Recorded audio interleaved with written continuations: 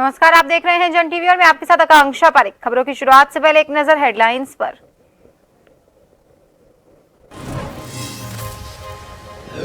8 और 9 दिसंबर को global investor summit, देशी विदेशी के नामी उद्योगपति पहुंचेंगे देहरादून। पीएम मोदी करेंगे उद्घाटन। उत्तराखंड पुलिस ने कसी कमर।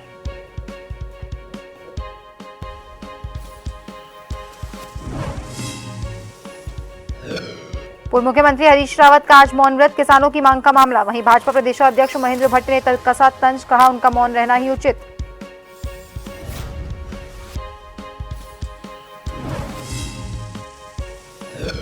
उत्तराखंड में सरकारी अस्पतालों में लंबे समय से कर्मचारियों की कमी, स्वास्थ्य महानिदेशक ने सभी पदों को भरने के दिए निर्देश। अब मरीजों की समस्याएं होंगी दूर।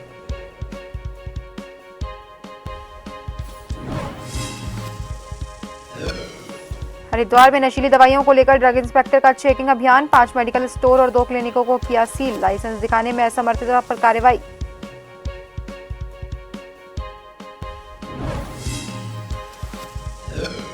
और उधम सिंह नगर के तराई इलाकों में पहुंच रहे साइबेरियन विदेशी परिंदे, वन विभाग ने बढ़ाई सुरक्षा, पक्षियों की हो रही निगरानी।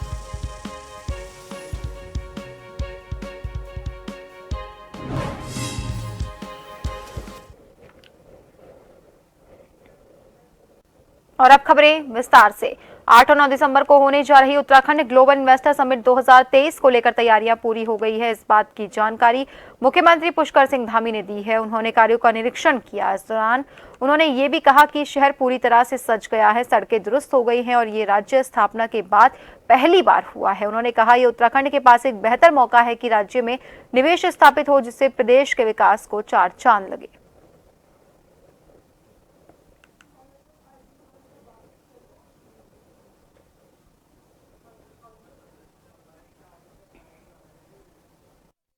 पूरे परिसर में सभी तैयारियां पूरी हो गई हैं और हमारा जो मीडिया के बंधु हैं, आप सब लोग, आपका भी जो है इसमें इन्वेस्टर्स मीट को सफल बनाने में, इसके प्रचार प्रसार में, लोगों तक यहाँ की बात पहुँचाने में बहुत बड़ा योगदान है। और ये सेंटर का भी आज यहाँ पर उद्घाटन हो गया है, जो लगातार चलेगा। अन्य तैयारियाँ भी चल रही हैं, सभी तैयारियां कल तक पूरी हो जाएंगी।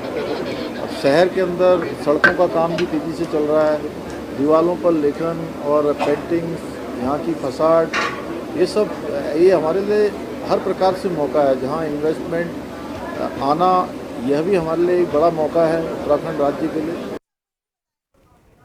ग्लोबल इन्वेस्टर समिट से पहले राज्य सरकार ने तय लक्ष्य से ज्यादा एमओयू साइन कर लिए हैं। ये बात मुख्यमंत्री पुष्कर सिंह धामी ने बताई। उन्होंने कहा कि अभी तक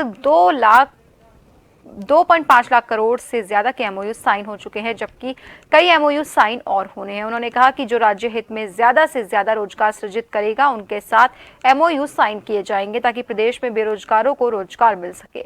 आपको बता दें कि उत्तराखंड सरकार ने ग्लोबल इन्वेस्टर समिट के लिए 2.5 लाख करोड़ का लक्ष्य निर्धारित किया था, जिसे अचीव कर लिया गया है और अभी और एमओयू होने बाकी हैं।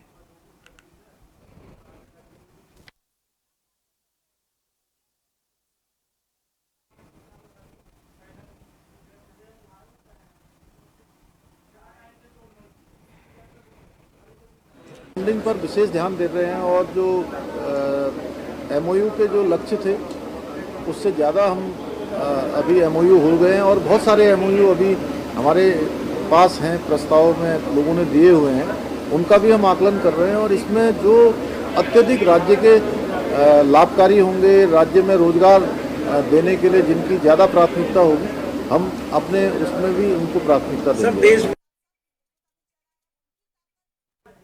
8 दिसंबर से देहरादून में होने जा रही 2 दिवसीय उत्तराखंड ग्लोबल इन्वेस्टर समिट के लिए जरूरी सभी सुविधाएं जुटाने का काम युद्ध स्तर पर जारी है। देश विदेश के उद्योगपति मेहमान जब जॉलीग्रांट एयरपोर्ट पर उतरेंगे तो उन्हें देवभूमि उत्तराखंड को नजदीक से जानने और समझने का मौका मिलेगा। उत्तराखंड सरकार के मुखिया पुष्कर सिंह धामी के दिशा निर्देशों पर उत्तराखंड संस्कृति विभाग की ओर से कॉलेज के आर्ट के छात्र छात्राओं द्वारा जॉलीग्रांट एयरपोर्ट से लेकर डोईवाला और देहरादून तक सभी दीवारों और सड़क के बीच बने डिवाइडर पर एपन को उकेरा जा रहा है, ताकि विदेशी मेहमानों को ये कलाकृति अपनी ओर आकर्षित कर सके और विदेशी मेहमान उत्तराखंड की संस्कृति से रूबरू हो सके।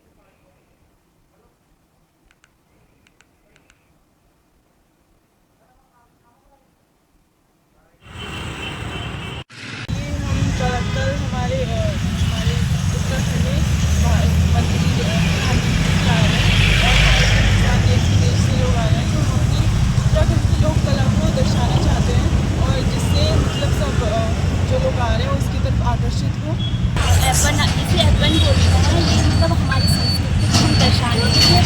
उत्तराखंड की, पर हम इसे नेशनल लेवल तक पहुंचाना चाहते हैं और ताकि सब लोग इसे जाने देखें और समझें अर्पण क्या होता है। पहले जो है अर्पण जो गाँव में बनाया जाता है वो तीज त्योहारों पे तब लोग इसे जनेऊ मतलब चावल को बोलते हैं, उसे भिगो के खुद बनाते थे, पर आज लोग अलग से बनाते हैं। तो हम अपनी संस्कृति को फेमस करना चाहते हैं, लोगों को बताना चाहते हैं। राजधानी देहरादून में आगामी 8 और 9 दिसंबर को ग्लोबल इन्वेस्टर समिट का आयोजन होने जा रहा है। वहीं समिट को लेकर उत्तराखंड पुलिस ने अपनी कमर कस ली है। उत्तराखंड के डीजीपी अभिनव कुमार ने कहा कि इसके लिए कई महीनों से व्यापक तैयारियां चल रही थी और अंतिम कार्यक्रम 8 और 9 दिसंबर को देहरादून में होगा, जिसमें देश दुनिया से बड़ी संख्या में उद्योगपति आएंगे। प्रधानमंत्री मोदी खुद समिट के उद्घाटन के लिए देहरादून आएंगे, जबकि समापन समारोह में केंद्रीय गृह मंत्री अमित शाह कार्यक्रम में पहुंचेंगे। डीजीपी अभिनव कुमार ने कहा कि हमने सुरक्षा के पुख्ता इंतजाम कर लिए हैं। उनकी सुरक्षा के लिए लगभग 600 पुलिसकर्मी तैनात किए जाएंगे। हमने अन्य सुरक्षा एजेंसियों के साथ भी बैठक की है।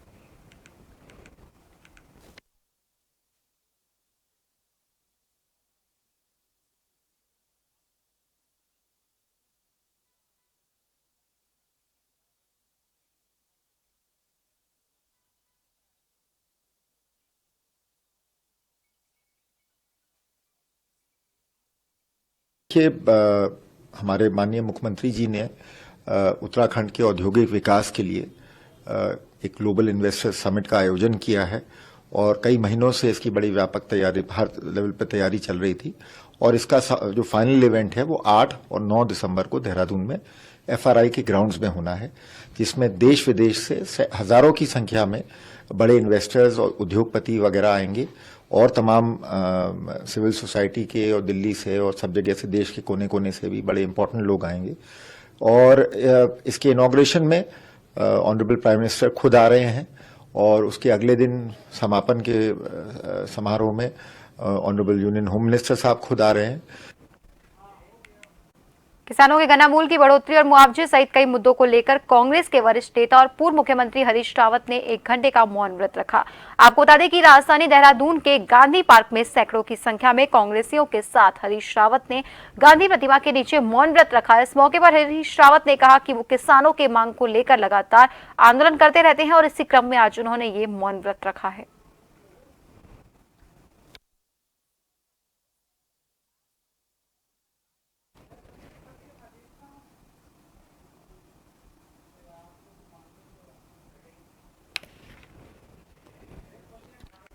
आज आम किसान इंसान विकास पार्टी के राष्ट्रीय अध्यक्ष आकिल अहमद जी ने हाल ही में हुए 3 राज्यों के चुनाव पर भाजपा को और चुनाव आयोग को घेरा। उन्होंने कहा कि अभी 3 राज्यों में विधानसभा चुनाव हुए हैं, जिसमें बड़ी धांधलीबाजी हुई है। कई जगह मध्य प्रदेश में राजस्थान ईवीएम मशीनों को लेकर छेड़छाड़ की गई। विपक्ष भी लगातार चुनाव आयोग पर भाजपा पर मिलीभगत का आरोप लगा रहा है और जनता भी कई जगह मध्य प्रदेश विधानसभा चुनावों में मशीनों से छेड़छाड़ करने का आरोप लगा रही है। आकिल अहमद जी ने कहा कि भाजपा लोकतंत्र का गला घोट रही है। आकिल अहमद ने यह भी कहा कि देश के अंदर बैलेट पेपर से चुनाव होने चाहिए ताकि सभी को विश्वास हो।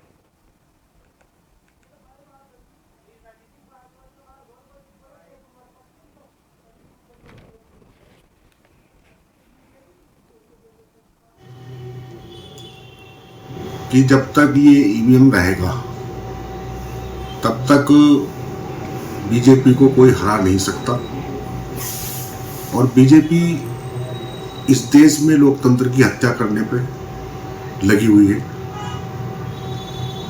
2014 के बाद आप देख लें, देश के अंदर जितने भी चुनाव हुए उनमें अक्सर जो है बीजेपी की जीत हुई। तो ऐसा क्या है बीजेपी ने कर दिया देश के अंदर जो जनता उनको पसंद कर रही, जबकि पूरे देश के अंदर जो है बेरोजगारी चरम सीमा पे है, महंगाई आसमान छू रही। शहर और देहात क्षेत्रों में कई युवा नशे की लत में डूबे हुए हैं। आपको बता दें कि शहर और देहात में कई बुक सेलर की दुकानों में प्रतिबंध के बावजूद भी सलोचलन फ्लूट जैसी वस्तुएं बेची जा रही है, जिससे बच्चे इसका सेवन कर रहे हैं। एसपी देहात का कहना है कि मामले में पहले भी कार्रवाई हुई है और दुकानों में लगातार कार्रवाई की जा रही है। इसके साथ ही उन्होंने इस संबंध में सभी थाना प्रभारी को निर्देशित किया कि वो इस मामलों को गंभीरता से ले। यदि कोई बुक सेलर इस तरह की सामग्री बेच रहा हो तो उसके खिलाफ सख्त कार्रवाई की जाएगी।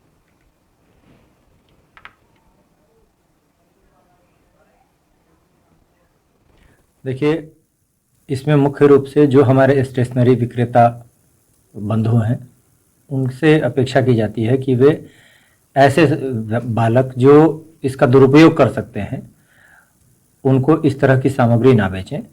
ये नैतिक रूप से और गलत है और समाज के प्रति जो हमारी जिम्मेदारी है उससे मुंह मोड़ने और उसके साथ विश्वासघात करने जैसा है। इसलिए सभी से ये अपेक्षा की जाती है कि वो अपनी सामाजिक जिम्मेदारी को निभाएं और ऐसे बच्चों को जो इसका दुरुपयोग कर सकते हैं उनको इस तरह की सामग्री उपलब्ध ना कराएं।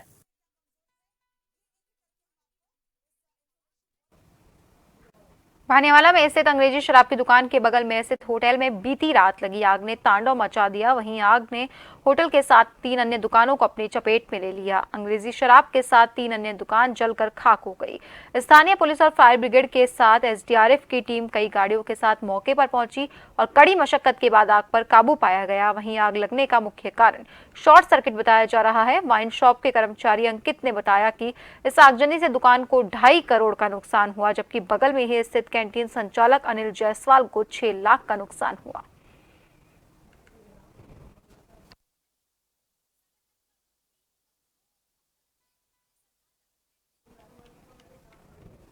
10 बजे दुकान बंद होती है तो लड़के 10:30 निकल जाते हैं यहाँ से। उसके बाद 11:30 बजे फ़ोन आता है कि आपकी दुकान में आग लग चुकी है। तो पूछा गया कि कैसे हुआ, क्या हुआ, तो बगल की जो अवैध दुकान में हैं इनके चक्कर में यहाँ पर कोई आग सेक रहे हैं, शॉर्ट सर्किट हुआ, जो भी हुआ इनके चक्कर में हुआ है।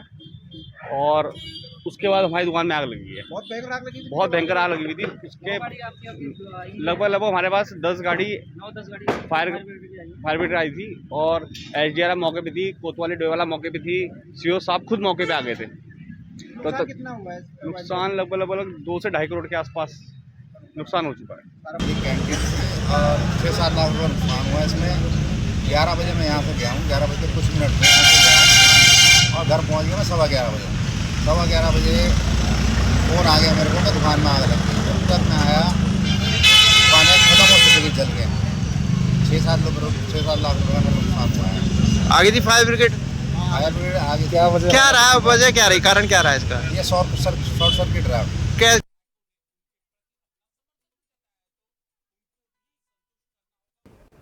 और फिलहाल के लिए खबरों में रुकेंगे एक छोटे से ब्रेक के लिए।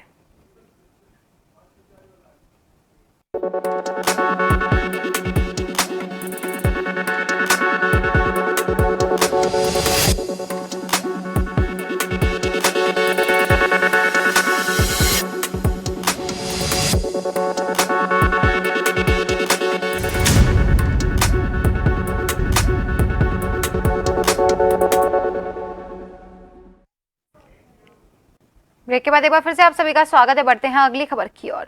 केंद्र में लंबे समय से लंबित झाझरा आशारोड़ी लिंक रोड को भारत सरकार की स्वीकृति दे दी है। इसके लिए मुख्यमंत्री पुष्कर सिंह धामी ने प्रधानमंत्री नरेंद्र मोदी और केंद्रीय सड़क और परिवहन मंत्री नितिन गडकरी का आभार व्यक्त किया। इस दौरान मुख्यमंत्री ने कहा कि ये लिंक रोड देहरादून शहर के एक बाईपास के रूप में काम करेगा, जिससे देहरादून शहर में भीड़भाड़ और प्रदूषण में भी कमी आएगी। वहीं इस लिंक रोड की लंबाई 12.17 किलोमीटर की है, जिसके लिए केंद्र सरकार ने 716 करोड़ रुपए की धनराशि स्वीकृत की है। देखिए, आशारोड़ी से झाझरा तक जो लगभग 12 किलोमीटर का एक तरह से बाईपास होगा वो, और इस बाईपास के बनने से इसमें 700 करोड़ से ज़्यादा की धनराशि हमको भारत सरकार से स्वीकृत हुई है। मैं आदरणीय प्रधानमंत्री नरेंद्र मोदी जी का और हमारे सड़क परिवहन मंत्री श्री नितिन गडकरी जी का उत्तराखंड की देवतुल्य जनता की ओर से उनका धन्यवाद करता हूं कि उन्होंने हमारे यहाँ की एक लंबे समय से जो मांग थी उस मांग को आज जनता के हित में पूरा किया है। पूर्व मुख्यमंत्री हरीश रावत किसानों की मांग को लेकर देहरादून स्थित गांधी पार्क में मौन व्रत पर बैठेंगे। इस दौरान उनके साथ हरिद्वार के कई किसान शामिल होने जा रहे हैं। इसको लेकर भाजपा के प्रदेश अध्यक्ष महेंद्र भट्ट ने कहा कि उनका मौन रहना ही उचित है। जिस तरह से तीनों राज्यों में कांग्रेस का सुपड़ा साफ हो गया है, ऐसे में हरीश रावत मौन रहते हैं तो कांग्रेस के नेताओं को कुछ फायदा मिल सकता है। हरीश रावत जी को मौन रहना ही उचित है, क्योंकि अब तो कुछ बचा नहीं। जिन जिन राज्यों के पर्यवेक्षक बने, प्रभारी बने, कांग्रेस साफ हो चुकी है। उत्तराखंड में मौन रहेंगे तो कुछ न कुछ तो कांग्रेस के नेताओं को राहत मिलेंगी।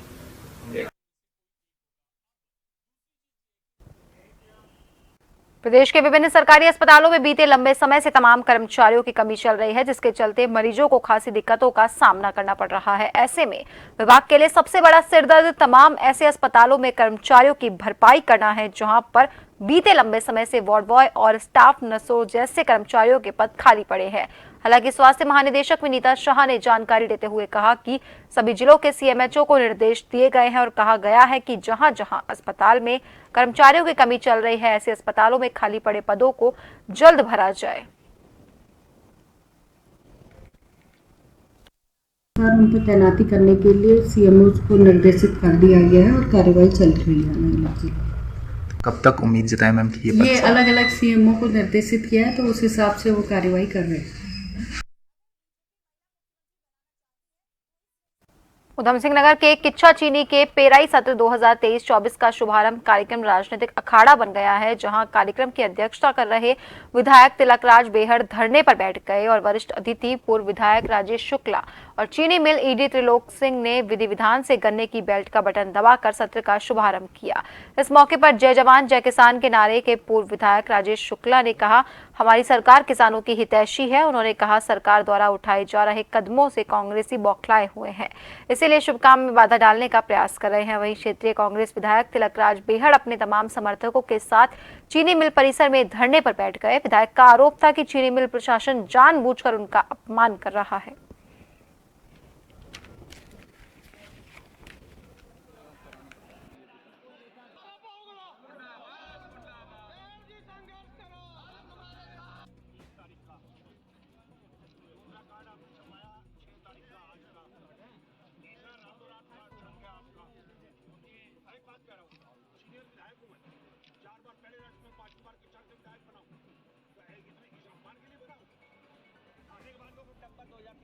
उन पर तैनाती करने के लिए सीएमओ को निर्देशित कर दिया गया है और कार्रवाई चल रही है।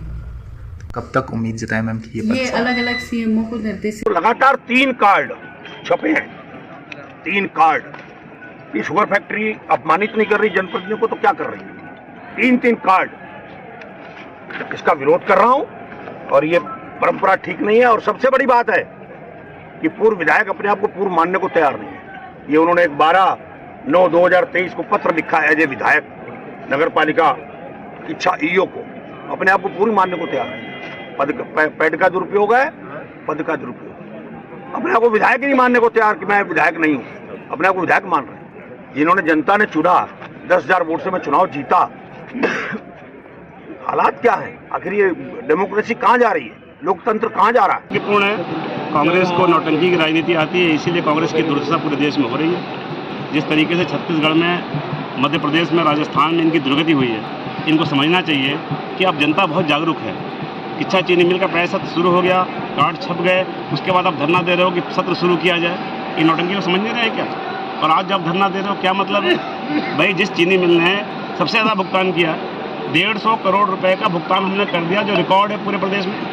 साथ ही साथ हमने 12 करोड़ रुपए लगा करके अपनी पुरानी चीनी मिल के बॉयलर जो बार बार गिर जाते थे, जिसकी वजह से मिल कई घंटे, कई दिन बंद रहती थी और किसानों को दिक्कत होती थी, मिल चलाने में दिक्कत होती थी। हमारे सरकार ने, हमारे माननीय मंत्री सौरभ बहुगुणा जी ने, हमारे मुख्यमंत्री पुष्कर धामी जी के नेतृत्व में यहाँ पर मिल को बढ़िया तरीके से रेनोवेट कर। खबर जसपुर क्षेत्र से है, जहां तहसील सभागार में तहसीलदार जसपुर शुभांगिनी के नेतृत्व में आगामी लोकसभा और नगर निकाय चुनाव को लेकर क्षेत्र के सभी बीएलओ और सुपरवाइजरी के साथ बैठक की गई, जिन्हें मतदाता सूची को लेकर अपडेट करने को लेकर जोर दिया गया। तहसीलदार जसपुर शुभांगिनी ने बताया कि मतदाता सूची अपडेट करने का काम किया जा रहा है, उसी संबंध में ये बैठक की गई। इसके साथ ही कहा कि कहीं ना कहीं मतदाता सूची तेजी से अपडेट नहीं हो पा रही है।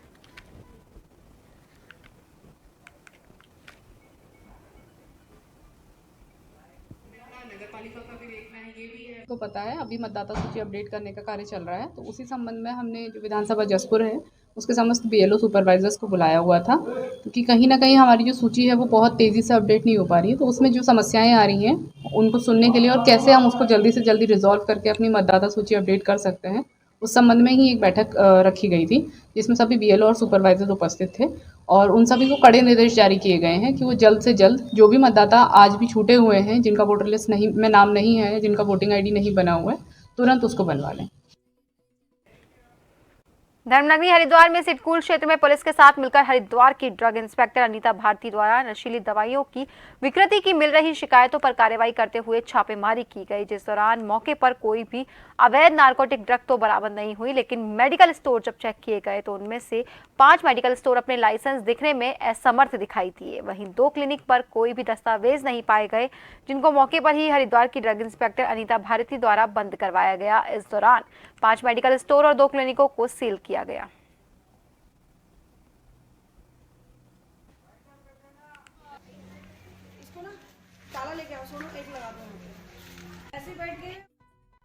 और फिलहाल के लिए खबरों में बस इतना ही। बने रहिए जन टीवी के साथ। नमस्कार।